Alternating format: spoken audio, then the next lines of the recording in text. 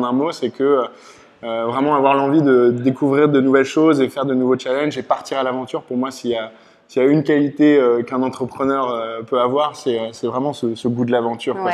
Hello à tous, j'espère que vous allez bien. Donc pour ce nouvel épisode de Mesdoc, j'ai le plaisir d'avoir avec moi François Fourmentin, fondateur de Tuteur Privé. Donc dans cet épisode, vous allez découvrir son parcours. François, voilà, c'est quelqu'un d'hyper dynamique, qui a la pêche et du coup qui est hyper inspirant également. Donc il va vous parler de son parcours, des challenges et j'espère que vous allez aussi être inspirés tout autant que moi je l'ai été par cet épisode. Let's go!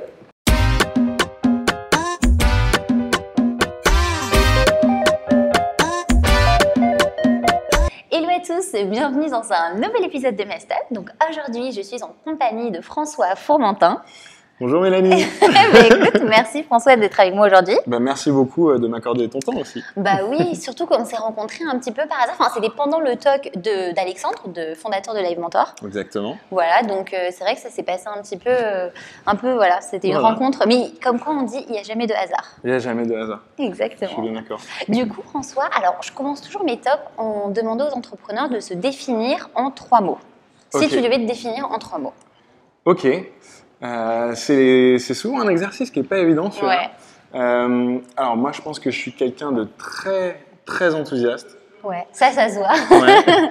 Je souris à la vie. Je suis quelqu'un qui aime beaucoup, qui aime bien découvrir beaucoup de choses. Ouais. Je suis toujours très positif.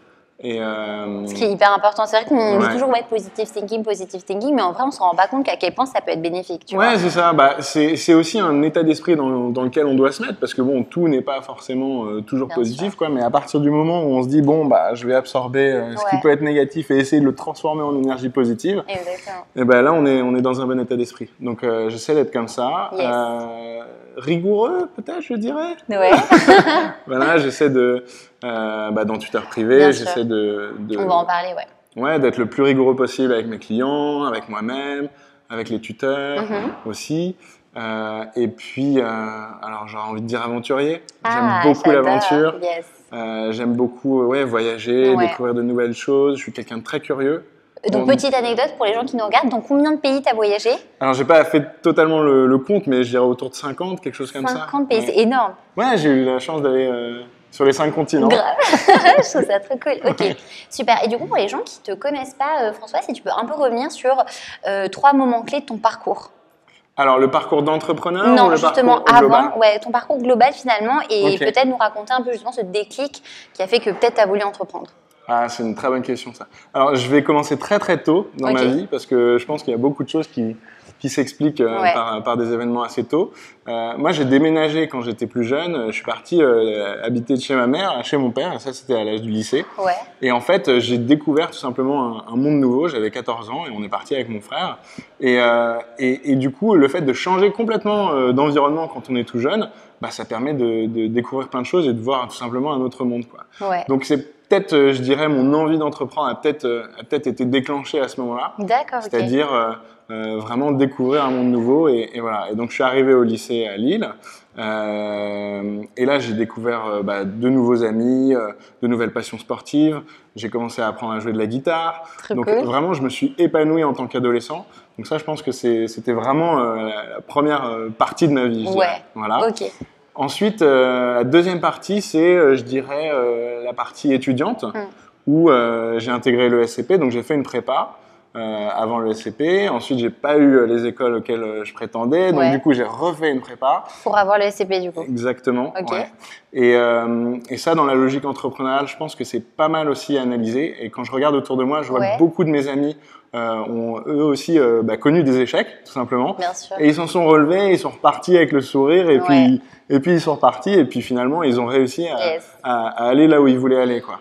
Et je pense que c'est important d'accepter de pas pouvoir tout réussir, mais surtout de bien rebondir et de repartir, quoi.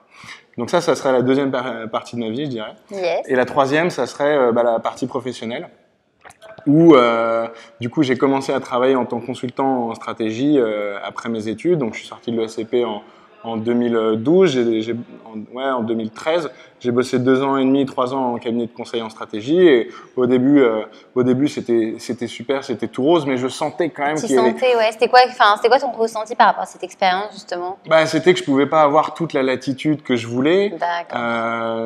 J'apprenais énormément, hein, j'ai eu énormément de chance, j'ai eu des collègues de travail qui étaient extraordinaires, j'ai aussi voyagé dans le cadre du travail, donc ça c'était cool. J'étais en Turquie, j'étais au Brésil, j'étais en Allemagne, j'étais aux Pays-Bas. Et tu bossais pour quelle boîte, du coup? Je bossais pour une boîte de marketing qui s'appelle Simon Kucher & Partners, et spécialisée dans le conseil en marketing. D'accord.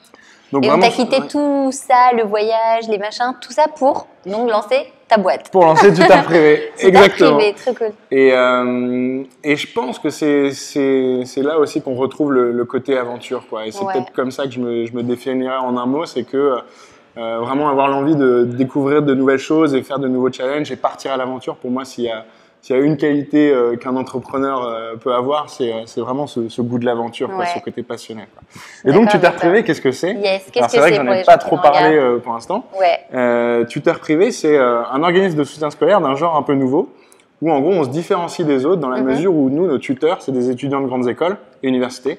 Donc, ils ont ce côté très jeune, ils ont ce côté, c'est pas des professeurs, ils n'ont pas la prétention de tout savoir. Et donc, du coup, on arrive dans une logique où c'est un peu plus humilité, je dirais. Et puis, tout simplement, moi, j'ai fait telle ou telle école et je vais pouvoir te montrer, te filer les tips, les méthodes, les astuces pour que toi aussi, tu puisses y arriver, quoi. D'accord. Donc, c'est vraiment et c'est pour ça que j'ai choisi le mot tuteur. C'est pour justement faire un accompagnement qui soit vraiment à côté, quoi. Et comment tu as eu l'idée de lancer Tuteur Privé? Alors, en fait, j'avais donné beaucoup de cours quand j'étais plus jeune à l'ESCP, comme beaucoup de gens, comme toi aussi, Mel. Et j'aimais beaucoup ça. Je me suis aperçu que tout simplement transmettre ce que j'avais pu apprendre en prépa, ce que j'avais eu la chance d'apprendre grâce à de super professeurs en prépa, ça me plaisait. J'ai donné des cours d'anglais, parce que j'étais très bon en grammaire anglaise. J'ai donné des cours d'allemand aussi, parce que j'avais un prof de prépa qui était extraordinaire, dont je me souviendrai toute ma vie. Donc il y a des rencontres qui marquent. Et j'ai donné des cours de SES aussi, parce que j'adorais l'éco. Et donc du coup, je le faisais dans un cadre rémunéré, à la fois des petits cours particuliers, un peu comme ça, comme beaucoup de gens font, et dans le cadre associatif aussi, où on donnait des cours de façon totalement bénévole. Trop cool. Et on donnait des stages, on préparait des élèves qui allaient passer le bac, donc des élèves de terminale, qui allaient passer le bac, donc on les préparait au bac, on les préparait au concours d'école de commerce post-bac, type IESEG, ESCA, etc.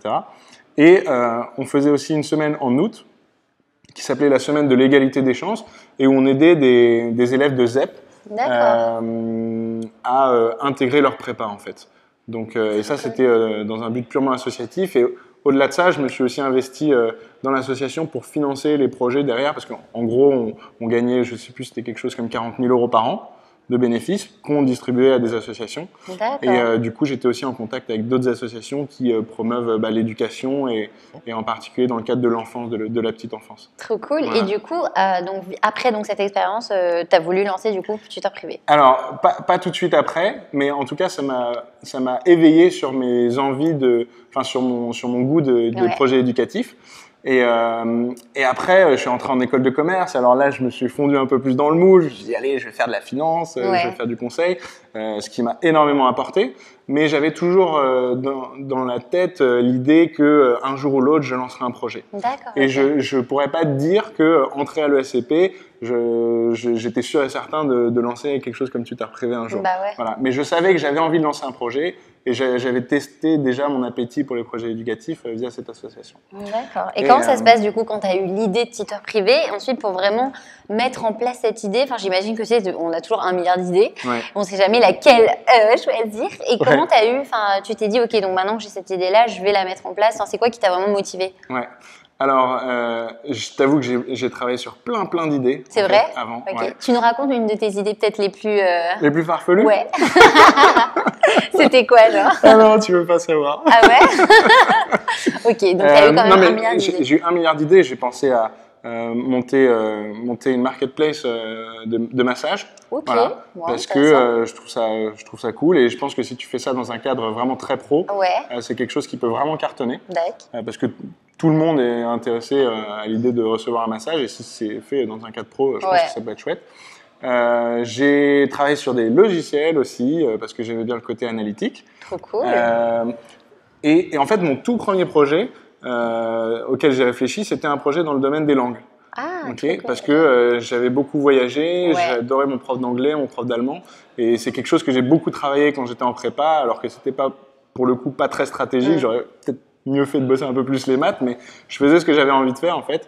Donc voilà, et puis donc j'ai fait ce projet-là en langue, après d'autres projets, et puis après je suis revenu à un projet comme tuteur privé, et petit à petit je me suis rendu compte que c'était vraiment ce côté éducation qui me plaisait, quoi. D'accord. Donc de fil en aiguille, j'en suis venu à créer Tuteur Privé, qui était à la fois à la jointure entre ce que j'ai envie de faire et à mon sens une nécessité de marché, qui était que le soutien scolaire de nos jours, il n'était pas forcément très moderne, il n'était pas forcément très digital.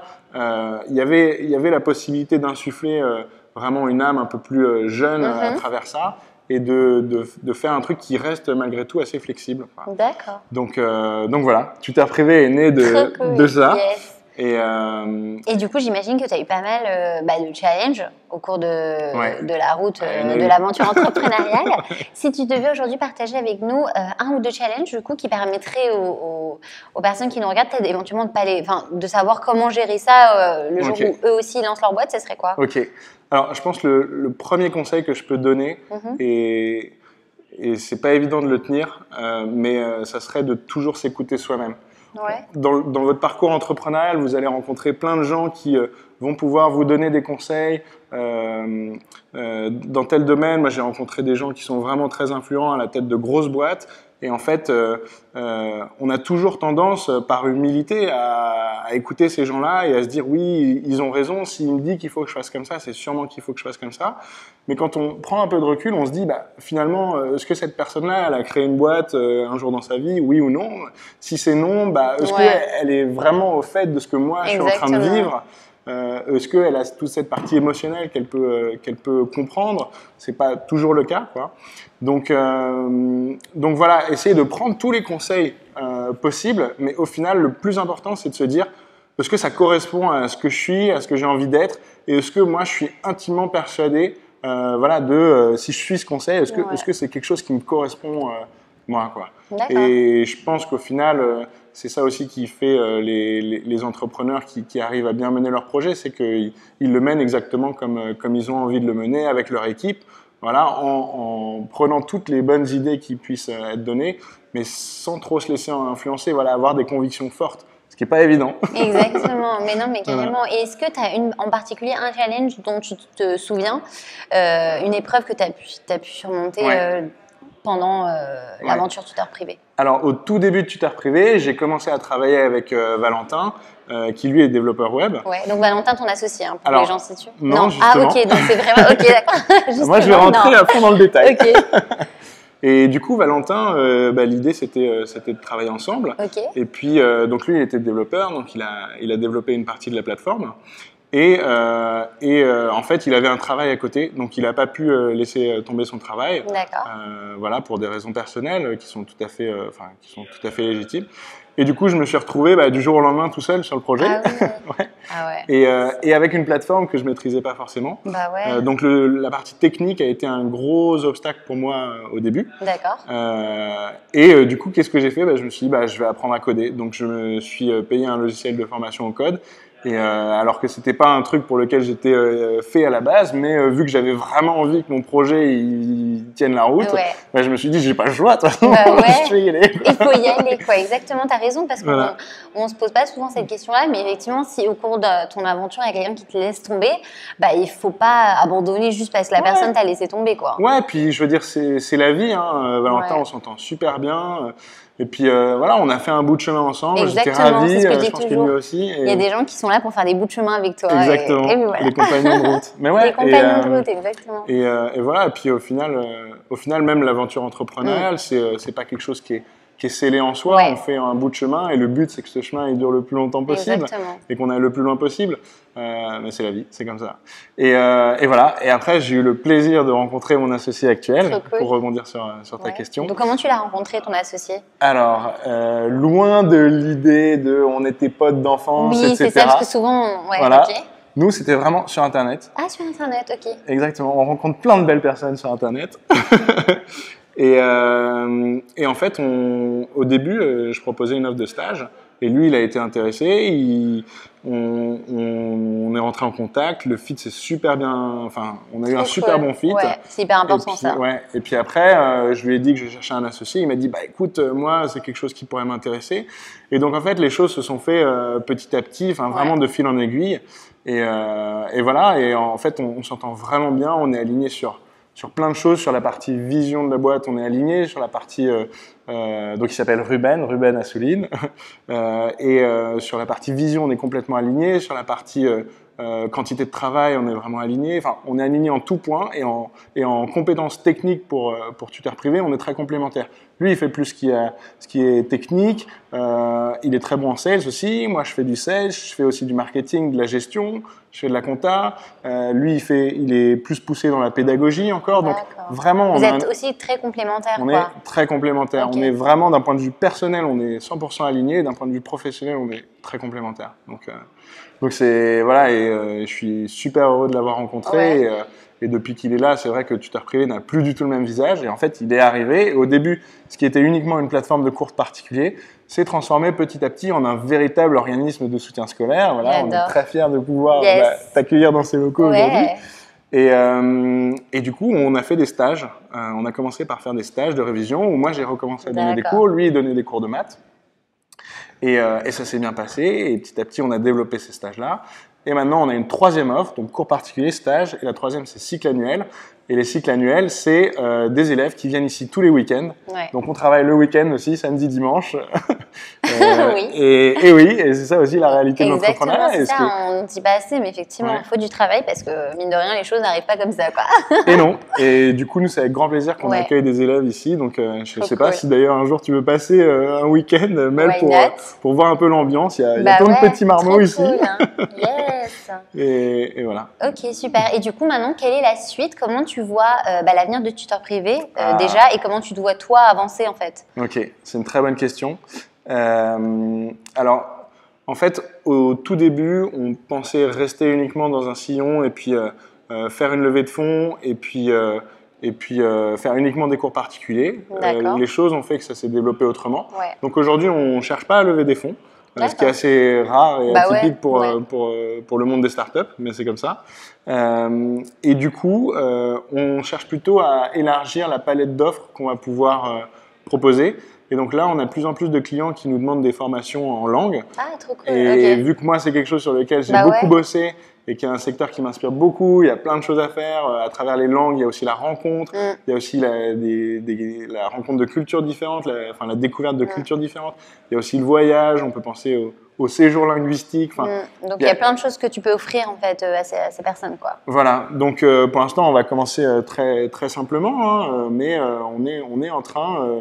petit à petit de se demander si on peut pas élargir la palette de ce qu'on propose à nos clients, qu'on essaie de rendre satisfait à tout point de vue. D'accord, très bien. Et du coup, tu comptes aussi faire grandir l'équipe éventuellement. Est-ce que là, vous êtes en phase de recrutement, si jamais Oui, tout à fait. Pour les gens qui nous regardent. Tout à fait. Là, on cherche un stagiaire qui a vraiment envie de porter un projet entrepreneurial et qui a vraiment envie de toucher à plein de choses. Donc sur la partie sales, sur la partie marketing, sur la partie opération, sur la partie stratégie aussi. Hein, c'est toujours intéressant d'avoir la vision des jeunes là-dessus. Exact.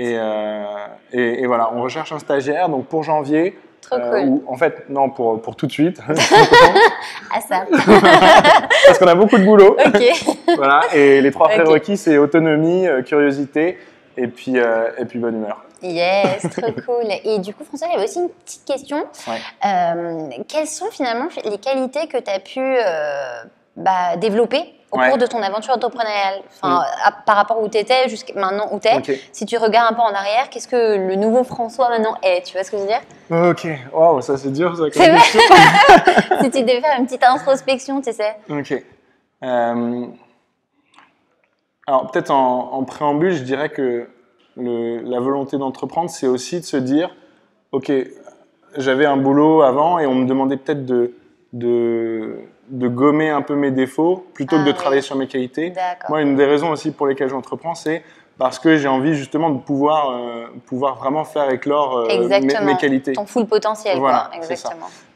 Mais donc pour répondre exactement à ta question, je pense que sur la partie flexibilité, j'ai beaucoup gagné en flexibilité parce qu'on est amené à rencontrer plein de gens et voilà, on peut pas toujours avoir ce qu'on veut tout de suite, donc il faut avoir de la patience, voilà, développer de la patience. Je pense que j'étais quelqu'un de très impatient.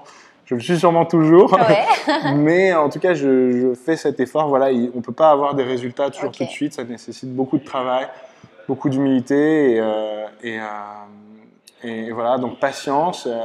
Sur la partie tech aussi, j'ai appris à coder un peu. Bon, c'est peut-être un détail, mais ça aide. Bien sûr. Et puis quoi d'autre en termes d'organisation, je suis peut-être pire qu'avant. Parce qu'il y a une montagne de boulot. Faut que tu me donnes des conseils aussi, parce que moi aussi, je suis c'est vrai. Mais ok, d'accord, trop cool. Mais le plus important, c'est de générer de l'énergie, tu vois, comme toi, tu le fais via Mailstock. C'est de sentir que même si tout n'est pas cadré exactement comme on le veut, il y a des gens qui, quand on parle, ils croient à ce qu'on fait, ils donnent de la crédibilité, de la valeur. Et ça n'a pas de prix, en fait, tout simplement. Donc, moi, j'essaie d'être beaucoup plus dans cette logique-là, plutôt que dans une logique, voilà, par ma formation, j'ai fait de la finance, du conseil, où on essaie tout le temps de tout contrôler, il faut que tout soit bon à la virgule près. Non, l'entrepreneuriat, c'est, tu as une idée, tu la testes le plus rapidement possible, avec les coûts minimum, et tu la mets en exécution vraiment le plus rapidement possible pour tester et savoir si oui ou non le truc marche, quoi. Enfin, il y a qu'une réalité, c'est celle de tes clients, c'est celle du marché et voilà, donc pas de complexe, on a une idée, on le fait direct pour tester, on fonce et puis ensuite on voit, quoi. Voilà, ce processus de test and learn, c'est très propre à l'entrepreneuriat. Voilà, donc là tu as bien donné le last tip qu'on dit toujours dans le mail. C'est vrai. C'était ça le last tip que tu as donné, effectivement, test and learn. Très important. Si tu avais on peut finir ce talk par peut-être une citation qui te tient à cœur, quelque chose sur lequel, je sais pas, tu vis par cette citation, je ne sais pas.